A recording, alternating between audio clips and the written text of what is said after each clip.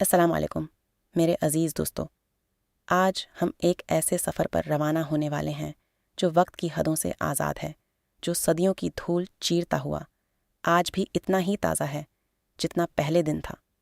یہ چند گھنٹوں کی بھوک کی کہانی نہیں، بلکہ ہزاروں سالوں کی خاموش جدوجہد ہے، جس میں انسان نے اپنے نفس کو پہچانا، اپنی خواہش کو روکا اور اپنے رب کے قریب ہونے کی قیمت ادا کی۔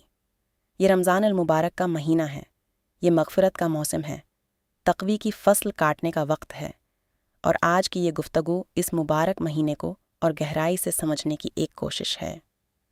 ذرا آنکھیں بند کریں اور تصور کریں، ایک انسان کھڑا ہے، سورج اس کے سر پر ہے، گرمی شدت اختیار کر رہی ہے، دل خوش ہے مگر پیٹ خالی ہے۔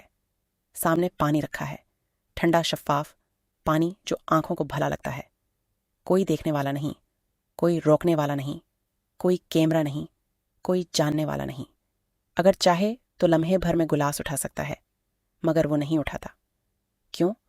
کیونکہ اس کے دل کی گہرائی میں ایک یقین جاگ رہا ہے، ایک چراغ روشن ہے، ایک آواز گونج رہی ہے کہ میرا رب مجھے دیکھ رہا ہے۔ یہی روزہ ہے۔ یہ صرف جسمانی فاقہ نہیں، یہ ایمان کی سب سے خوبصورت گواہی ہے۔ اکثر لوگ یہ سمجھتے ہیں کہ روزہ صرف 1400 سال پرانی عبادت ہے جو اسلام کے ساتھ آئی، مگر اگر ہم تاریخ کی گہرائی میں اترتے ہیں، تہذیبوں کے اوراق پلٹتے ہیں اور آسمانی صحیفوں کی روشنی میں دیکھتے ہیں، تو معلوم ہوتا ہے کہ روزہ تو اس دنیا سے بھی پرانا ہے۔ یہ عبادت انسان کی تخلیق کے پہلے لمحے سے جڑی ہوئی ہے۔ یہ صرف مذہبی رسم نہیں، بلکہ انسان کی فطرت کا حصہ ہے۔ اس کی روح کی ضرورت ہے، اس کے وجود کی تکمیل کا ذریعہ ہے۔ جہاں نہ بھوکتی نہ پیاس، نہ کرنا بیماری، نہ کوئی رنج کوئی رم، ہر نعمت موجود تھی، ہر خواہش فوراً پوری ہوتی تھی۔ حضرت علیہ السلام کو مکمل آزادی کا کی کھاؤ پیے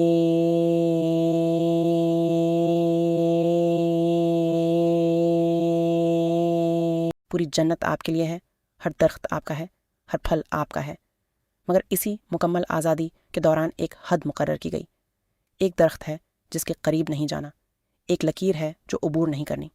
سوچیں ذرا، جب بھوک ہی نہ تھی تو روکنے کا کیا مطلب؟ جب ہر چیز میسر تھی تو ایک چیز سے کیوں منع؟ یہیں راز چھپا ہے، اور یہ وہ راز ہے جو روزے کی پوری روح کو سمجھاتا ہے۔ روزہ ضرورت چھوڑنے کا نام نہیں، بلکہ خواہش پر قابو پانے کا نام ہے۔ جنت میں وہ درخت تلق توڑنے کے نہیں، بلکہ ارادے کی آزمائش کا نشان تھا۔ اللہ تعالی نے جیسے فرمایا، سب کچھ حلال ہے مگر یہ ایک چیز نہیں۔ یہ انسان کے ارادے کا امتحان تھا۔ کیا وہ اپنی چاہت کو اللہ کے حکم کے سامنے جھکا سکتا ہے؟ کیا وہ نفس کا غلام ہے یا رب کا بندہ؟ پھر وہ لمحہ آیا جو تاریخ کا سب سے بھاری لمحہ تھا۔ وسوسہ آیا، شیطان نے فریب دیا، ایک غلطی ہوئی اور لمحے بھر میں جنت کی راحت چھن گئی۔ زمین کی سختی شروع ہوئی، بھوک لگی، پیاس نے گلا جلایا، تھکن نے جسم کو توڑا، مگر اللہ کی رحمت بھی اتری، توبہ کا دروازہ کھلا اور حضرت آدم علیہ السلام نے اپنے رب کی طرف رجوع کیا۔ روایت ہے کہ آپ علیہ السلام نے اپنے رب کی رضا کے لیے مخصوص دنوں میں روزے رکھے، چاند کی 13ویں، 14ویں اور 15ویں تاریخ کے روزے، جو بعد میں ایام بیض اور ایام حسن کہلائے۔ یہ وہ پہلے روزے تھے جو کرہ ارض پر رکھے گئے۔ وقت گزرتا گیا، نسلیں بڑھتی گئیں، قومیں آئیں اور گئیں، مگر روزے کی روح ہر نبی کی تعلیم میں باقی رہی۔ حضرت نوح علیہ السلام کے زمانے میں زمین گناہوں کی دلدل میں دھنسی ہوئی تھی۔ ظلم، فحاشی، بد پرستی، اخلاقی گراوٹ ہر طرف پھیلی ہوئی تھی۔ حضرت نوح علیہ السلام نے 950 سال تک دعوت دی، صبر کیا، تکلیفیں برداشت، کیں۔ پھر اللہ کا فیصلہ آیا، طوفان آیا، پانی نے سب کچھ ڈبو دیا۔ ایک کشتی تھی جو امید کا چراغ بن کر لہروں سے لڑتی رہی۔ جب کشتی کوہ جودی پر ٹھہری اور پانی اترا، جب نئی زمین نظر آئی اور نئی زندگی کا آغاز ہوا، تو اس نعمت کے شکرانے کے طور پر روزہ رکھا گیا۔ رنج کے بعد شکر، طوفان کے بعد سکون، اندھیرے کے بعد روشنی، یہی تو روزے کی زبان ہے۔ پھر ایام گزرے اور تاریخ نے حضرت ابراہیم علیہ السلام کا باب کھولا، جو خلیل اللہ تھے، جنہوں نے اپنے بیٹے کو اللہ کی راہ میں قربان کرنے کا عزم کیا، جو آگ میں کودے مگر جھکے نہیں۔ روزہ ان کی تعلیم کا بھی حصہ تھا، نفس کو قابو کرنا ان کی سنت تھا۔ قرآن کریم میں اللہ تعالی نے فرمایا کہ جیسے ہم نے تم سے پہلے لوگوں پر روزہ فرض کیا تھا، ویسے ہی تم پر فرض کیا۔ یعنی یہ کوئی نئی بات نہیں تھی، یہ ایک پرانا وعدہ تھا جو ہر نبی کے ذریعے تازہ کیا گیا۔ حضرت موسیٰ علیہ السلام کا زمانہ آیا تو بنی اسرائیل مصر کی غلامی کی زنجیروں میں جکڑے ہوئے تھے۔ ظلم کا ایسا دور تھا کہ بچے قتل کیے جاتے تھے، عورتیں استحصال کی شکار تھیں، فرعون کا ظلم آسمان کو چھو رہا تھا۔ اس سارے منظر میں ایک نوزائیدہ بچے کو صندوق میں دریا میں بہایا گیا اور اسی بچے نے بڑے ہو کر ایک قوم کو آزاد کیا۔ حضرت موسیٰ علیہ السلام جب کوہ طور پر گئے تو 40 دن اور 40 راتیں روزے کی حالت میں رہے۔ وہ روزہ صرف بھوک نہیں تھا، وہ ایک مکمل استغراق تھا، ایک ایسا غوطہ جو آدمی کو اللہ کے سامنے بالکل خالی کر دے۔ توریت کی تختیاں اسی روزے کی حالت میں نازل ہوئیں۔ بنی اسرائیل بھی مصیبت کے وقت، توبہ کے موقع پر اور قوم کے اجتماعی دکھ میں روزہ رکھتے تھے۔ وہ سمجھتے تھے کہ جب بندہ بھوکا ہو تو دل نرم ہوتا ہے اور اللہ کی رحمت قریب آتی ہے۔ حضرت عیسی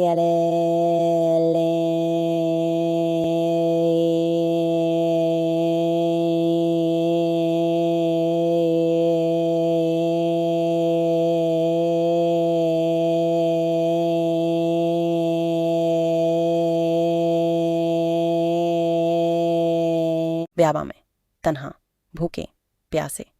یہ روزہ صرف جسم کی ریاضت نہیں تھا، بلکہ نفس کی آزمائش تھی، صبر کی تربیت تھی اور روحانی استقامت کا اعلان تھا۔ انجیل میں یہ واقعہ محفوظ ہے اور آج بھی مسیحی حضرات لینٹ کے نام سے اس روایت کو مانتے ہیں۔ اسلامی روایت میں بھی حضرت زکریا علیہ السلام نے 3 دن تک کلام نہ کیا، جو زبان کے روزے کی ایک زندہ مثال ہے۔ اس سے سبق ملتا ہے کہ روزہ صرف منع کا نہیں، زبان کا بھی ہوتا ہے، کانوں کا بھی، آنکھوں کا بھی، دل کا بھی۔ یہ سلسلہ چلتا رہا، انبیاء آتے رہے، تعلیمات تازہ ہوتی رہیں، اور ہر بار روزے کی روح یہی رہی: اپنے رب کو یاد کرو، اپنے نفس کو پہچانو، اپنی خواہش کو اللہ کی مرضی کے سامنے جھکاؤ۔ پھر وہ لمحہ آیا جس کا ہزاروں سالوں سے انتظار تھا، جب غار حرا میں وحی اتری، جب نبی آخر الزما کو پکارا گیا اور جب اللہ کا آخری پیغام انسانیت تک پہنچا۔ یہ تھا رمضان المبارک کا پاک مہینہ، جس میں قرآن کریم نازل ہوا۔ سورہ بقرہ میں اللہ تعالی نے فرمایا: اے ایمان والو، تم پر روزے فرض کیے گئے جیسے تم سے پہلے لوگوں پر فرض کیے گئے تھے، تاکہ تم تقوی اختیار کرو۔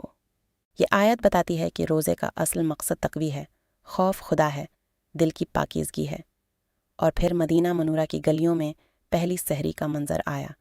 صحابہ کرام رضی اللہ عنہم نے سحری کھائی، سادہ کھانا، کچھ کھجوریں، تھوڑا پانی۔ دلوں میں ایمان کی حرارت تھی، چہروں پر نور تھا، آنکھوں میں رب کی محبت کے آنسو تھے۔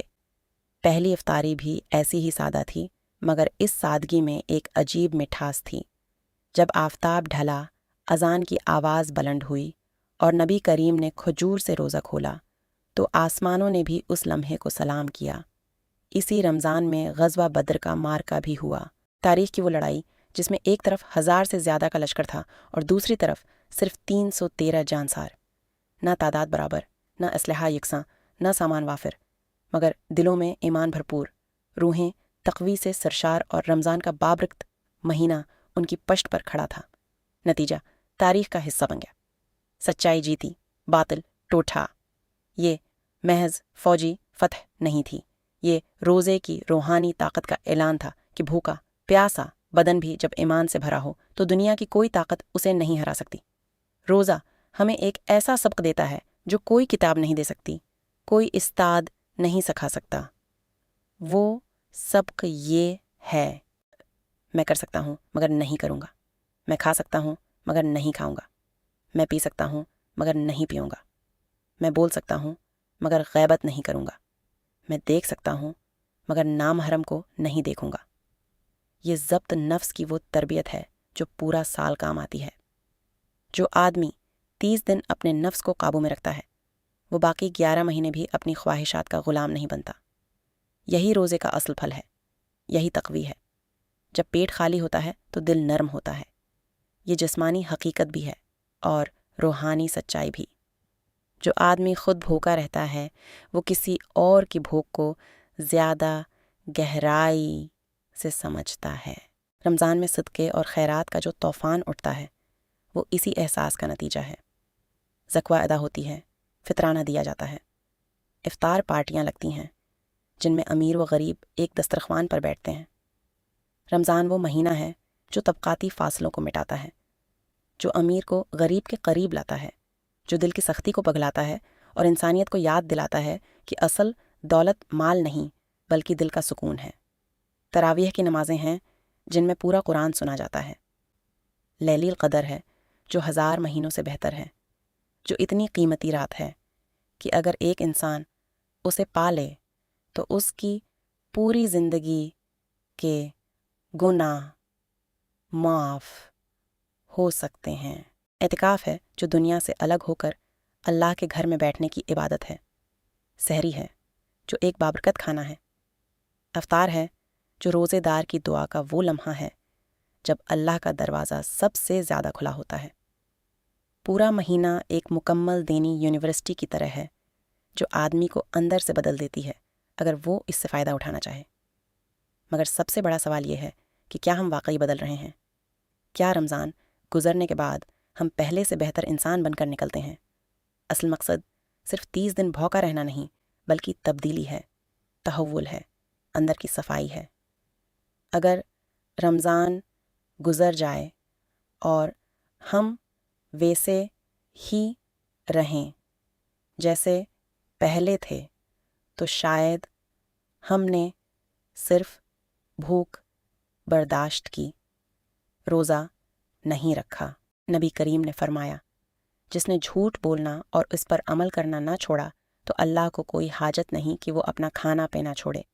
یہ حدیث کتنی گہری ہے۔ روزہ صرف کھانے پینے کا نہیں، روزہ زبان کا ہے، آنکھوں کا ہے، کانوں کا ہے، دل کا ہے، خیالات کا ہے۔